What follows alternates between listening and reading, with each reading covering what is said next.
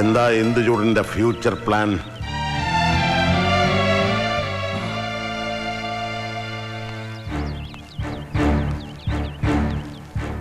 ഇവിടെ ഇങ്ങനെ കൃഷിയൊക്കെ നോക്കി ഞാൻ മറ്റൊന്നിനെ കുറിച്ച് ഒന്നും ആലോചിച്ചിട്ടില്ല. You should think seriously about that because it's your life. കൃഷിപ്പണി നോക്കാൻ കാര്യസ്ഥനെ നിർത്തിയാൽ മതി. അതിനുവേണ്ടി താൻ ജീവിതം വേസ്റ്റ് ചെയ്യണ്ട. ഞാനത് വളരെ സീരിയസ് ആയിട്ട് തന്നെയാണ് കാണുന്നത്, ഒരു പ്രൊഫഷനായിട്ട് തന്നെ. If you are that confident, okay.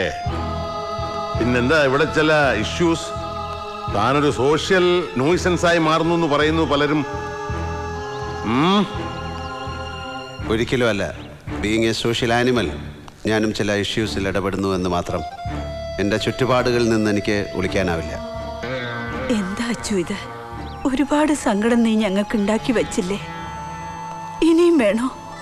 അയാൾ പറയട്ടെ, അയാളുടെ സ്റ്റാൻഡ് അയാൾ ക്ലിയർ ചെയ്യട്ടെ, എന്നിട്ട് ഞാൻ സംസാരിക്കാം. എനിക്കൊന്നും പറയാനില്ല. പറയാനുണ്ടായിരുന്നത് കേൾക്കാനും വിശ്വസിക്കാനും അച്ഛൻ തയ്യാറാകാത്തതിൻ്റെ ഫലം 6 വർഷം ഞാൻ അനുഭവിച്ചു തീർത്തു. ഒരു മകൻ്റെ വാക്കുകളല്ല അച്ഛൻ കേട്ടത്.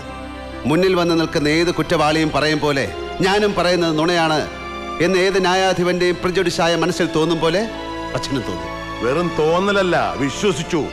കാരണങ്ങൾ പലതാണ്. സാഹചര്യം, തെളിവുകൾ എല്ലാം നിനക്കെതിരായിരുന്നു. അതെ, സത്യം എവിടെയും തോൽപ്പിക്കപ്പെടുന്നത് മെറ്റീരിയൽ ഫാക്ടേഴ്സായ തെളിവുകളും സർക്കംസ്റ്റാൻസസും കൊണ്ടാണല്ലോ. സാഹചര്യങ്ങളിൽ ഏറ്റവും വലിയത് എന്തായിരുന്നു എന്ന തിരിച്ചറിവാണ് 6 വർഷവും എന്നെ ജീവിക്കാൻ പ്രേരിപ്പിച്ചത്. അതെന്താണെന്ന് അച്ഛനറിയോ?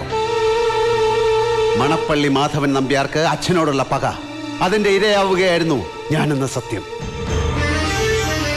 അച്ഛന്റെ ജരാനരകൾ ഏറ്റുവാങ്ങി പകരം സ്വന്തം യൗവനം ദാനം നൽകിയ പുരാണ കഥാപാത്രത്തെ അമ്മയാണ് മടിയിൽ കിടത്തി പറഞ്ഞു തന്നത്. അതായിരുന്നു ശക്തി തന്നത്. നിയമഗ്രന്ഥങ്ങളിലെ വരികളും വരികൾക്കിടയിലെ അർത്ഥഭേദങ്ങളും മാത്രം ജീവിതാധാരമായി കണ്ട് ജീവിക്കുന്ന അച്ഛന് വേണ്ടി അത്രയെങ്കിലും ചെയ്യാൻ കഴിഞ്ഞല്ലോ എന്ന ചാരിതാർത്ഥ്യം. നിർത്താം.